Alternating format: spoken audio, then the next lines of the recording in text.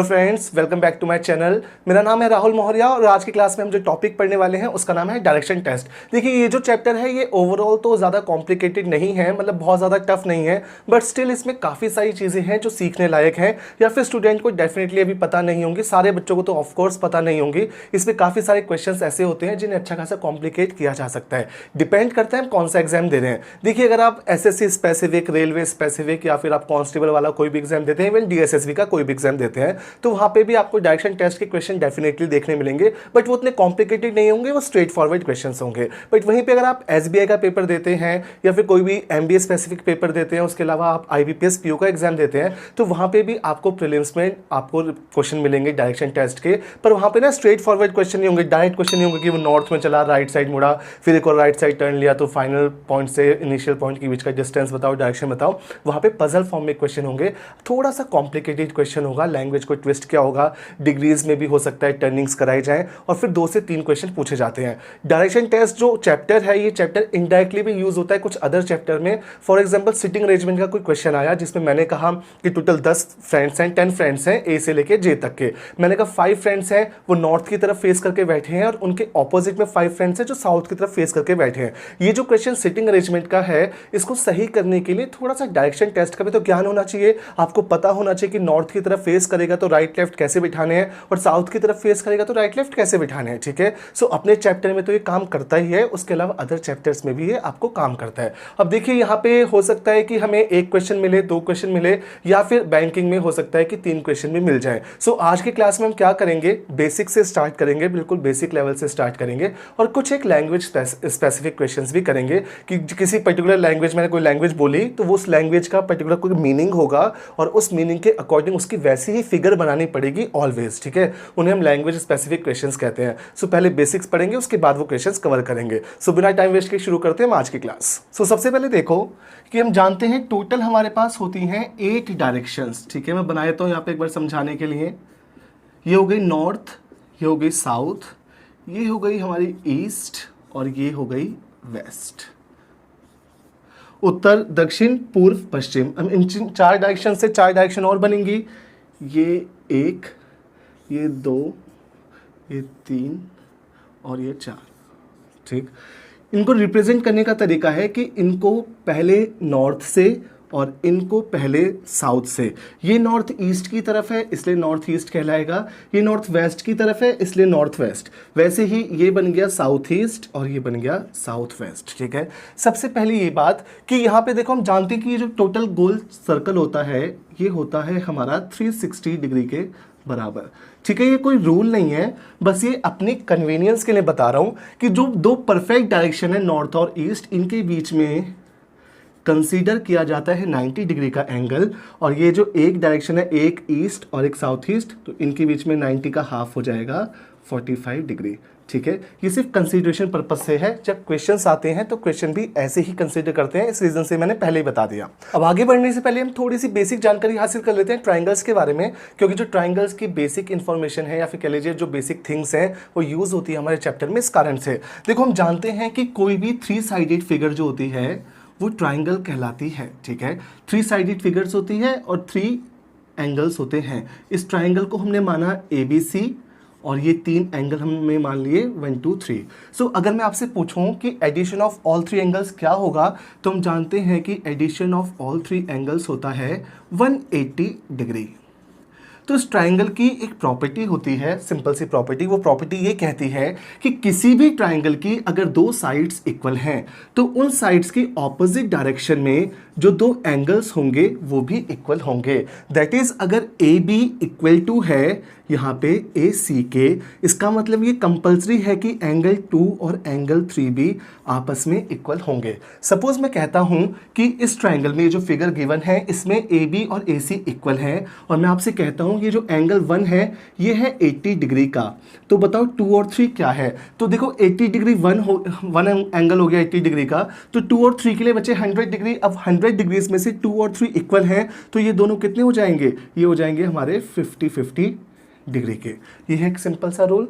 उसके बाद देखो हमारे पास होता है एक राइट एंगल ट्राइंगल, जिसे हम हिंदी में कहते हैं समकोण त्रिभुज। समकोण त्रिभुज का मतलब होता है कोई भी ऐसा त्रिभुज जिसका कोई एक कोण आपका सम हो, यानी कि 90 डिग्री का हो। ठीक है, देखो इस तरह का होता है राइट एंगल ट्राइंगल।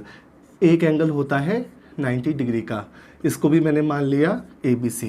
इसमें ये जो साइड है इसको हम कहते हैं इंग्लिश में परपेंडिकुलर, इसको हम कहते हैं बेस, और इसको हम कहते हैं हाइपोटेन्यूज। ठीक है, एक प्रॉपर्टी है, एक थ्योरम है जो हम बचपन से पढ़ते आए हैं, आई थिंक 8th या 9th क्लास में शुरू हो गई थी, जिसको हम कहते हैं पाइथागोरस थ्योरम।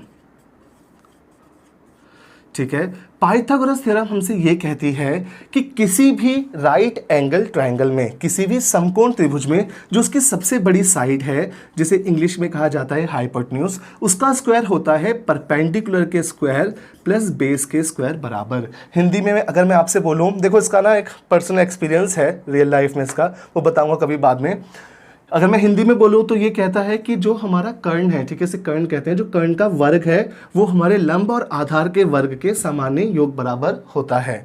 अब इसका मतलब ये है कि अगर इस ट्राइंगल में सपोज ये 2 है और ये 3 है और ये मैंने पूछा है, तो इसका मतलब ये जो h स्क्वायर है ये आ जाएगा 2 का स्क्वायर प्लस 3 का स्क्वायर। अब इसको मैं सॉल्व करूँगा तो ये बनेगा 4 प्लस 9, ये बन जाएगा 13। अब ये जो h स्क्वायर है वो वहाँ जाके क्या बन जाएगा, ये बन जाएगा अंडर रूट ऑफ 13। इसका मतलब अगर ये 2 3 है तो आपका हाइपोटेन्यूज हो जाएगा अंडर रूट ऑफ 13।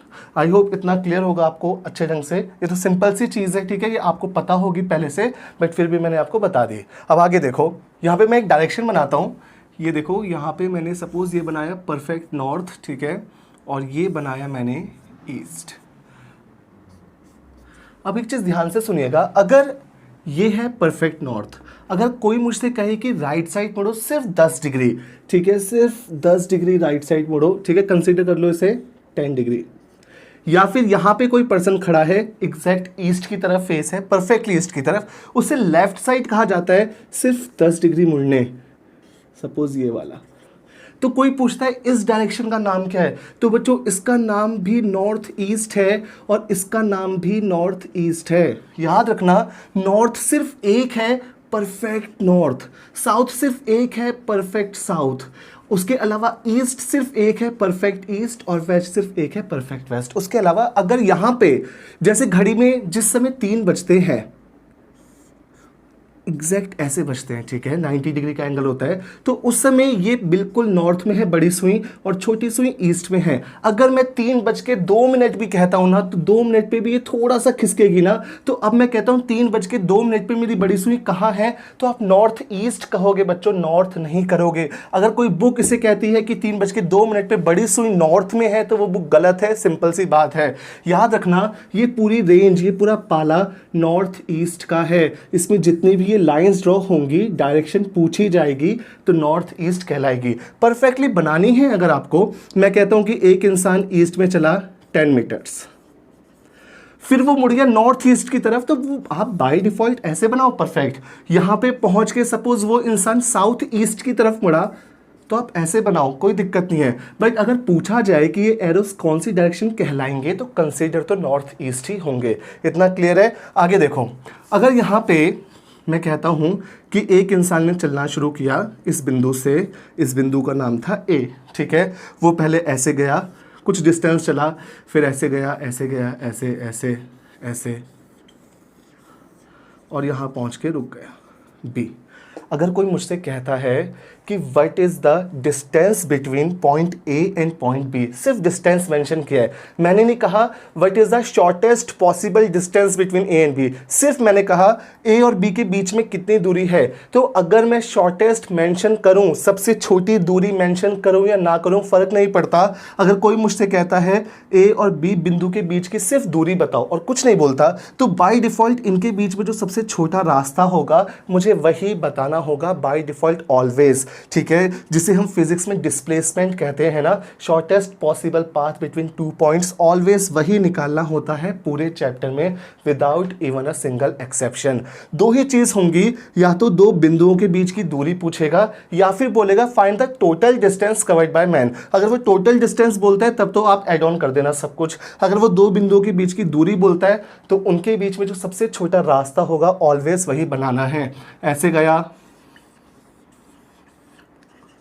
इनके बीच की दूरी बताओ, यही बतानी है, ऑलवेज सबसे छोटा रास्ता। अब देखो यहां पर पाइथागोरस थ्योरम यूज में आती है दुनिया में। देखो अभी तो पाइथागोरस थ्योरम हमारे पास है, मान लीजिए अगर पाइथागोरस नाम के इंसान ने थ्योरम ना बनाई होती तो क्या पता तिरछे डिस्टेंस हम इतनी आसानी से पता ही ना कर पाते जितनी आसानी से अभी पता करते हैं। कभी भी आपको कोई भी तिरछा डिस्टेंस मिलता है तो आप उसको फाइंड कर सकते हैं पाइथागोरस की मदद से। ए और बी के बीच में दूरी क्या है, या तो इसे ऐसे ज्वाइन कर लो, राइट एंगल ट्राइंगल बन गया, या फिर आप इसे ऐसे ज्वाइन कर लो, ये भी राइट एंगल ट्राइंगल बन गया। अगर ये पता चल जाएगा, ये पता चल जाएगा, ऑलवेज क्वेश्चन ऐसा होगा ही कि ये दोनों चीज़ें आपको पता चल जाए और ये आप फाइंड कर लो, तो आपकी मर्जी है। ये डिस्टेंस बताना है, ऐसे ज्वाइन कर लो या फिर ऐसे, ठीक है। देखो यहाँ पे इनके बीच की दूरी पता करनी है तो आपकी मर्जी है, ऐसे ज्वाइन करो या ऐसे ज्वाइन करो, ठीक है। अगर ये है 4 और ये है 5 और ये डिस्टेंस पता करना है तो 4 का स्क्वायर होता है 16, 5 का स्क्वायर होता है 25, इनको हमने ऐड ऑन किया तो ये 41, एच स्क्वायर का एच वहाँ गया तो ये आ गया √41।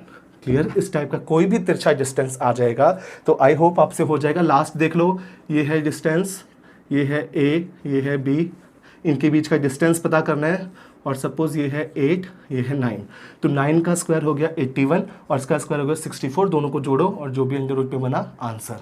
क्लियर है इतना। अब जो मैं यहाँ पे बताने वाला हूँ वो काफ़ी इंपॉर्टेंट है क्योंकि उसमें बहुत सारे बच्चों को कन्फ्यूजन होती है, सो आप लोगों को ना हो इसलिए ध्यान दीजिएगा। देखो जैसे सपोज 6 दोस्त हैं, एक है A यहाँ बैठा है, बिल्कुल इसकी ही लाइन में यहाँ बैठा है B और इसी की लाइन में यहाँ पे बैठा है C, ठीक है। इनका दोस्त है एक D, वो बैठा है यहाँ पे, एक दोस्त है E, वो बैठा है यहाँ पे, और एक दोस्त है F, वो बैठा है यहाँ पे। सो अब यहाँ पे सवाल बनता है who is in which direction with respect to home. देखो मैं ब्लड रिलेशन पढ़ा चुका हूँ आपको, आप जाके देखो मेरे चैनल पे प्लेलिस्ट बनी हुई है ब्लड रिलेशन की, 5 वीडियोस है जिसमें मैंने सब कुछ कवर किया है। उसमें मैंने आपको एक चीज़ सिखाई थी डिटेल में कि who is related to home. जिस समय किसी भी पर्सन का रिश्ता पूछा जाता है तो उसके बारे में बताना होता है जिसके बारे में पूछा जा रहा है। वैसे ही यहाँ पे बच्चों 6 दोस्त हैं तो जिसकी डायरेक्शन के बारे में पूछा जाएगा उसी के बारे में बताना है कि ये जो इंसान है जिसके बारे में पूछा है कि वो खुद कौन सी डायरेक्शन में है with respect to other person. अब क्वेश्चन ध्यान से सुनिएगा, मैंने यहां पे क्वेश्चन बोला कि सपोज एक सिंपल क्वेश्चन से स्टार्ट करते हैं, इंग्लिश में लिख रहा हूं, A is in which direction with respect to F, ठीक है। हिंदी में सुन लीजिए, ये जो A है ये कौन सी दिशा में है F की तुलना में। इसका मतलब ये है जिसके बारे में पूछा गया है ना, A के बारे में पूछा गया है तो आपको A की तरफ चलना है F से। अगर आप F से चलोगे A की तरफ तो ये तिरछा एरो कौन सी डायरेक्शन बनती है, ये बनती है नॉर्थ वेस्ट। इसका मतलब A is in the north west of F। Clear है। फिर से सुनो एक और एग्जाम्पल, मैं कहता हूं कि ये जो C है, C is in which direction with respect to D। ये जो C है ये खुद D की तुलना में कौन से दिशा में है, तो C के बारे में पूछा है तो C की तरफ चलना शुरू करो D से। ये देखो तिरछा एरो ये है ना, तो ये जो C है ये खुद कौन सी डायरेक्शन में है D की तुलना में, ये है साउथ ईस्ट में। ये जो C है A की तुलना में है ईस्ट, B की तुलना में ईस्ट, F की तुलना में नॉर्थ, E की तुलना में तिरछा नॉर्थ ईस्ट और डी की तुलना में साउथ ईस्ट। इस चीज़ को ध्यान से देख लो, अच्छे ढंग से समझ लो ताकि कभी भी कंफ्यूजन ना हो। लास्ट क्वेश्चन बोल रहा हूं मैं, बताओ ये जो बी है, बी ये कौन सी डायरेक्शन में है विद रेस्पेक्ट टू एफ। तो एफ से चलोगे बी की तरफ तो आंसर आएगा नॉर्थ वेस्ट। ये जो बी है कौन सी डायरेक्शन में है विद रेस्पेक्ट टू डी, तो डी से चलोगे बी की तरफ आंसर आएगा साउथ ईस्ट, तिरछा। क्लियर है इतना? जो सिंपल और स्ट्रेट फॉरवर्ड क्वेश्चंस होते हैं उसमें टर्निंग के लिए दो लैंग्वेजेस यूज की जाती हैं, या तो आपको सिर्फ राइट या लेफ्ट मेंशन होगा टर्न कराते समय, या फिर आपको डायरेक्ट डायरेक्शन का नाम देके टर्न करने कहा जाएगा। एग्जांपल देखो, एग्जांपल देखने से पहले एक चीज ध्यान से सुन लो। सपोज एक आदमी है, ठीक है, वो खड़ा है, ये फेस बनाया मैंने, ये ए है, इसका मैंने फेस बनाया साउथ की तरफ, इसके ऑपोजिट में एक इंसान खड़ा है बी, इसका मैंने फेस बनाया नॉर्थ की तरफ। यहाँ पे एक पर्सन खड़ा है फिर से साउथ की तरफ फेस करके, इसका नाम है ई, और यहाँ पे एक पर्सन है इसके ऑपोजिट में, इसका नाम है एफ। ध्यान से सुनना, अब ए और बी को कमांड मिली, ऑर्डर मिला किसी से कि ए बी राइट साइड मुड़ो, ए बी राइट साइड मुड़ो। तो इसका मतलब ये जो ए है ना, ये अपने फेस के मुताबिक राइट साइड मुड़ेगा, और ये जो बी है ना, ये अपने फेस के मुताबिक राइट साइड मुड़ेगा। जो इंसान जिस डायरेक्शन की तरफ फेस करके खड़ा है अपने मुताबिक राइट साइड मुड़ेगा। मैं आपके सामने ऐसे आपकी तरफ फेस करके खड़ा हूं तो मेरा राइट ये होगा और मेरा लेफ्ट ये होगा, ठीक है। अगर एक इंसान ईस्ट की तरफ फेस करके खड़ा है तो ये बनेगी उसकी राइट साइड और ये बनेगी उसकी लेफ्ट साइड। एक इंसान अगर साउथ वेस्ट की तरफ फेस करके खड़ा है तो ये डायरेक्शन बनेगी उसकी राइट और ये डायरेक्शन बनेगी उसकी लेफ्ट। याद रखना, घड़ी जिस डायरेक्शन में चलती है जिसे इंग्लिश में हम कहते हैं क्लॉकवाइज। यहाँ पे डायरेक्शन टेस्ट की भाषा में जो क्लॉकवाइज डायरेक्शन है ना, वो ऑलवेज राइट साइड कंसिडर होती है, और जो एंटी क्लॉकवाइज है, ठीक है, इसे हम कहते हैं दक्षिणावर्त, ये होती है दाएं और मुड़ने के बराबर। इसे हम कहते हैं वामावर्त, एंटी क्लॉकवाइज वामावर्त, और इसे हम बोलते हैं बाएं और लेफ्ट साइड मुड़ने के मुताबिक। देखो घड़ी है, ठीक है, जैसे करेक्ट 6 बजे है, जब ये चलना शुरू करेगी तो इस तरफ जो ये डायरेक्शन है ये राइट साइड कहलाती है या क्लॉकवाइज कहलाती है, और ये जो डायरेक्शन है ये लेफ्ट साइड कहलाती है या एंटी क्लॉकवाइज कहलाती है। सो सिंपल सी बात है, फेस के मुताबिक राइट और फेस के मुताबिक लेफ्ट। अब ध्यान से देखो, ये ई और एफ है, इसका फेस साउथ है, इसका फेस नॉर्थ है। ई और एफ को एक साथ कमांड मिली कि ई एफ ईस्ट की तरफ मुड़ो, तो ये ईस्ट की तरफ मुड़ेंगे। दोनों के लिए ईस्ट कॉमन होगा। याद रखना, कुछ बुक्स गलत पढ़ाती हैं, बुक्स कहती हैं जिस डायरेक्शन में आप चल रहे हो, बहुत कम है ऐसी बुक्स की संख्या बट हैं, वो बुक्स कहती हैं कि जिस डायरेक्शन में आप चल रहे हो उसको नॉर्थ कंसीडर करो और उसके मुताबिक सारी डायरेक्शंस लो। ऐसा नहीं होता जिस डायरेक्शन में हम चल रहे हैं, ठीक है। अगर हम कन्याकुमारी से जा रहे हैं जम्मू माता वैष्णो के दर्शन करने के लिए, तो जो हमारी ट्रेन है ना, वो हमारे मैप के मुताबिक, हमारे देश के मैप के मुताबिक साउथ से नॉर्थ की तरफ ही चल रही है। ऐसा नहीं कोई किसी ने मुझसे पूछा, ट्रेन में मैं बैठा हूँ और मुझसे पूछा कि बताओ ट्रेन कौन सी डायरेक्शन में चल रही है, मैंने कहा रुक, ऐसे बैठा हूँ तो देख नॉर्थ की तरफ चल रही है, ऐसे बैठा हूँ तो साउथ की तरफ चल रही है। ऐसा नहीं होता। याद रखना, अगर मैं ऐसे बैठा हूँ तो मैं ये कह सकता हूँ मेरे मुताबिक राइट से लेफ्ट की तरफ चल रही है, और ऐसे बैठा हूँ तो लेफ्ट से राइट की तरफ चल रही है। मेरे मुताबिक राइट लेफ्ट जज होंगे, मेरे मुताबिक डायरेक्शंस जज नहीं होंगी। मेरे फेस के मुताबिक डायरेक्शंस को कोई फ़र्क नहीं पड़ेगा, मेरे फेस से सिर्फ राइट लेफ्ट को फ़र्क पड़ेगा। आई होप ये अच्छे से क्लियर हुआ होगा। एक इंसान का फेस ऐसे था और एक इंसान का फेस ऐसे था, तो राइट साइड मुड़ने कहा, ये अपने राइट मुड़ा, ये अपने राइट मुड़ा। एक इंसान का फेस ऐसे था, एक का ऐसे था, दोनों से कहा नॉर्थ मुड़ो, तो नॉर्थ मतलब नॉर्थ। क्लियर है इतना? अब एक दो हम सिंपल से क्वेश्चंस कर लेते हैं जो एसएससी में आए हुए हैं, वो वाले क्वेश्चन देखो। जैसे ये जो क्वेश्चन मैं करा रहा हूँ एसएससी में आया हुआ है, बोला क्या था, एक आदमी ने अपने घर से चलना शुरू किया, ठीक है, शॉर्ट में लिख रहा हूँ, अपने घर से चलना शुरू किया नॉर्थ में। एक इंसान ने अपने घर से चलना शुरू किया नॉर्थ में और वो चला 10 मीटर्स, फिर वो राइट साइड मुड़ता है और चलता है 5 मीटर्स। उसके बाद वो फिर से राइट साइड मुड़ता है और वो चलता है 15 मीटर्स, और लास्ट में वो लेफ्ट साइड मुड़ता है और अगेन चलता है 5 मीटर्स। उसके बाद बोला गया था ये जो पर्सन है, ठीक है, he is in which direction with respect to his home, अपने घर की तुलना में अभी कौन सी दिशा में है, and find the distance between initial point and final point, शुरुआती स्थान से अंतिम स्थान के बीच की दूरी बताओ। ठीक है, ये दो क्वेश्चन थे। सबसे पहले देखो, इसको हमने माना, इस बिंदु को हमने माना उसका घर, वो पहले नॉर्थ में चला 10 मीटर्स, हमने नॉर्थ में चला दिया 10 मीटर्स, फिर राइट साइड चला। याद रखना, जब राइट साइड मुड़ने बोलते हैं तो परफेक्ट राइट मुड़ाना है 90 डिग्री पे, ऐसे तिरछा नहीं मुड़ाना। फिर वो चला 5 मीटर्स राइट टर्न लेके, फिर से राइट टर्न लिया तो नीचे की तरफ राइट टर्न लेगा। अब फिर से राइट टर्न लेके कितना चला है, 15 मीटर चला है। तो याद रखना बच्चों, 15 मीटर चलाना है इसके पैरेलल में ऐसे, तो 10 होगा बराबर और 15 होगा इससे बड़ा। याद रखना, अगर मैं 7, 8, 9 बोलूँगा तो जो पैरेलल लाइंस हैं, चाहे भले आप जानते हैं कि रफ शीट में आप ये करेंगे, रफ लाइंस बनाएंगे, तो भी जो पैरेलल लाइंस है ना, इन्हें डिस्टेंस के अकॉर्डिंग ही बनाना। अगर आप कंजूस हो, पेज बचाना चाहते हो, इतनी छोटी फिगर बनाई आपने 10 मीटर की, ये लाइन बनाई, तो आपको 15 की इससे बड़ी बनानी पड़ेगी। और अगर आपने इतनी 10 बनाई 5, तो इससे छोटी बनानी पड़ेगी। पैरेलल लाइंस जो हैं वो आप डिस्टेंस के अकॉर्डिंग ही बनाओगे। बराबर सिर्फ तब होगी जब 10 के बराबर 10 होगा। अगर 10 से छोटा है तो छोटी लाइन, 10 से बड़ा है तो बड़ी लाइन। ठीक है, ये आ गया 15।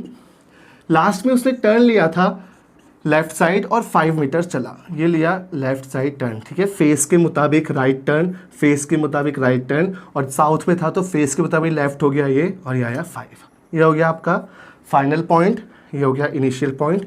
Distance between final point and initial point, इनके बीच में सबसे छोटा रास्ता कौन सा होगा, ये होगा सबसे छोटा रास्ता, शॉर्टेस्ट पॉसिबल डिस्टेंस। एक ये निकालना है। और एक सवाल पूछा था कि अभी इस बिंदु पे जब वो खड़ा है तो अभी he is in which direction with respect to his home, अपने घर की तुलना में अभी वो कौन सी डायरेक्शन में है। तो घर से चलेंगे अंतिम बिंदु की तरफ, तो तिरछी डायरेक्शन ये आपके सामने है, ये आ जाएगी साउथ ईस्ट। तो अभी तो वो है वो साउथ ईस्ट की तरफ अपने घर की तुलना में। अगर डिस्टेंस बोला गया है तो आपकी मर्जी है, या तो ऐसे ज्वाइन कर लो पाइथागोरस लगाने के लिए, या फिर ऐसे ज्वाइन कर लो, जैसे भी आपको आसान लगे। अगर मैंने ऐसे ज्वाइन किया तो ये 5 मीटर था, ये हो गया 5, ये 5 मीटर था, तो ये जो टोटल डिस्टेंस है ये हो गया 10 मीटर्स। अब मैं जानता हूँ कि ये जो डिस्टेंस है ये वाला, ये 10 मीटर्स था, और ये बड़ी लाइन जो थी ये 15 मीटर्स थी। तो इसकी बराबरी में ये जो डिस्टेंस है, ये वाला डिस्टेंस, ये 10 का हो गया, तो ये जो एक्स्ट्रा था ये कितना है 5। तो एक लाइन आ गई बेस की 10 मीटर की, ये था, और ये लाइन आ गई 5 मीटर की। राइट एंगल आपके सामने है, पाइथागोरस थ्योरम हम लगा लेंगे। 10 का स्क्वायर हो गया 100, 5 का स्क्वायर हो गया 125, यानी ये आ गया √125। इसको ब्रेक डाउन फॉर्म में भी आ सकता है। ठीक है, इसको हम ऐसे भी लिख सकते हैं ना, 5√5।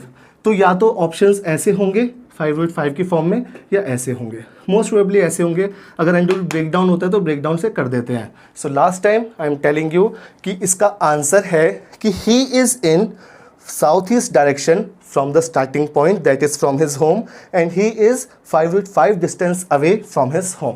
ठीक है, क्लियर है क्वेश्चन। आगे देखो, नेक्स्ट क्वेश्चन देखो।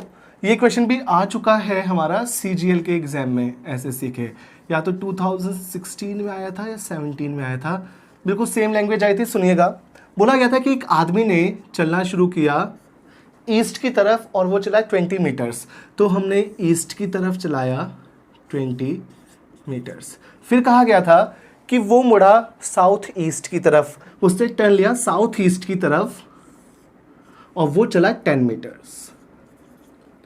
मैंने साउथ ईस्ट टर्न करा दिया और 10 मीटर्स चला दिया। फिर लिखा गया था कि अब वो मुड़ा वेस्ट की तरफ और चला अगेन 20 मीटर्स। बच्चों, इस बिंदु से वेस्ट की तरफ चलेगा तो ऐसे चलेगा, डिस्टेंस 20 मीटर्स है, तो ये लाइन जब यहाँ से स्टार्ट करूँगा तो ये बिंदु यहाँ से थोड़ा इस तरफ रह जाएगा ना, तो ये आया हमारा 20 मीटर्स। फिर बोला गया था कि लास्ट में वो मुड़ता है नॉर्थ वेस्ट की तरफ और चलता है 6 मीटर्स। इस बिंदु से नॉर्थ वेस्ट की तरफ चलेगा और 6 मीटर्स। लास्ट में पूछा गया था find the distance between initial point and final point. बहुत सिंपल क्वेश्चन था।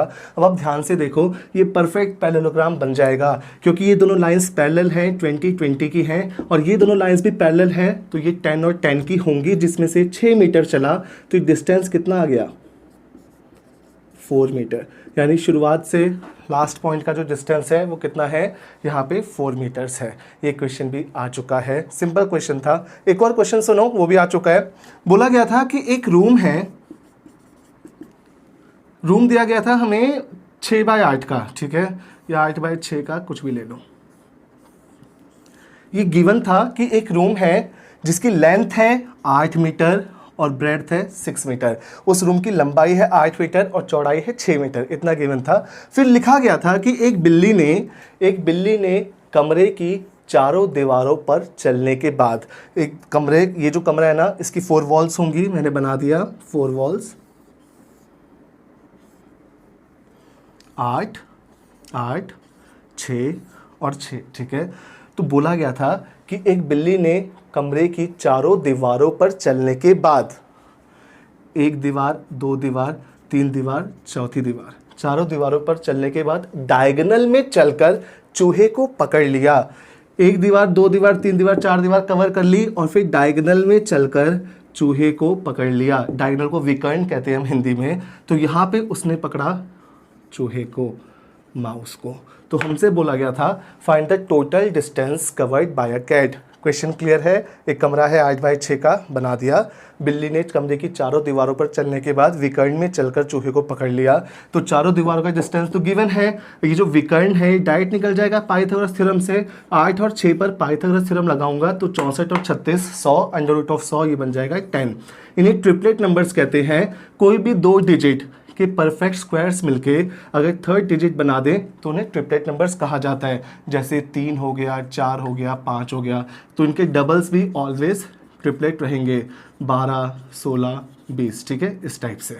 तो अगर ये आ जाते हैं, आपको याद होंगे, अगर आप एसएससी का एग्जाम दे रहे हैं तो आप ट्रिग्नोमेट्री पढ़ेंगे। ट्रिग्नोमेट्री में बहुत सारे आपको ऐसे ट्रिपलेट नंबर्स याद करने पड़ेंगे जिनसे क्वेश्चंस जल्दी कर पाओ। एनीवे यहाँ देखो, फिर से मैंने इन सबको जोड़ दिया, 8, 6, 14, 14, 14, 28, 28 और 10, यानी total distance covered by cat कितना हो गया, 38 मीटर्स। यहाँ तक क्लियर है। सो मैं आप सबको बताना चाहूँगा कि यहाँ पे हमने अभी तक जितना पढ़ा उसमें हमने डायरेक्शन टेस्ट के सारे बेसिक्स अच्छे से कवर कर लिए। उसके अलावा हमने जो क्वेश्चंस किए वो बिल्कुल स्ट्रेट फॉरवर्ड क्वेश्चंस थे, जिसमें टर्निंग के लिए या तो डायरेक्शन का नाम यूज़ किया जाता था, जैसे यहाँ पे डायरेक्शन का नाम यूज़ किया गया कि साउथ ईस्ट की तरफ मुड़ा, वेस्ट की तरफ मुड़ा, या फिर टर्निंग के लिए राइट लेफ्ट यूज़ किया जाता था। आज की क्लास में हम इतना ही सीखेंगे। इसके बाद जो नेक्स्ट क्लास होगी उस क्लास में मैं आपको डायरेक्शन टेस्ट के कॉम्प्लिकेटेड क्वेश्चंस कराऊंगा और लैंग्वेज स्पेसिफिक क्वेश्चंस कराऊंगा। लैंग्वेज स्पेसिफिक क्वेश्चन से मेरा तात्पर्य ये है कि कुछ एक क्वेश्चंस ऐसे होते हैं जिनकी एक पर्टिकुलर लैंग्वेज होती है और उनको वैसे ही सॉल्व किया जाता है जैसे मैं आपको सिखाऊंगा जल्दी करने के पर्पस से, कि आपको वैसा टाइप का क्वेश्चन आया, उस वैरायटी का क्वेश्चन आया तो उसे कैसे जल्दी सॉल्व करना है, वो क्वेश्चंस भी कवर कराऊंगा और थोड़े से ट्रिकी या टफ क्वेश्चंस भी कवर कराऊंगा। सो आज के लिए हम इतना ही पढ़ेंगे। आपसे बहुत जल्दी मुलाकात होगी नेक्स्ट क्लास में। तब तक के लिए थैंक यू।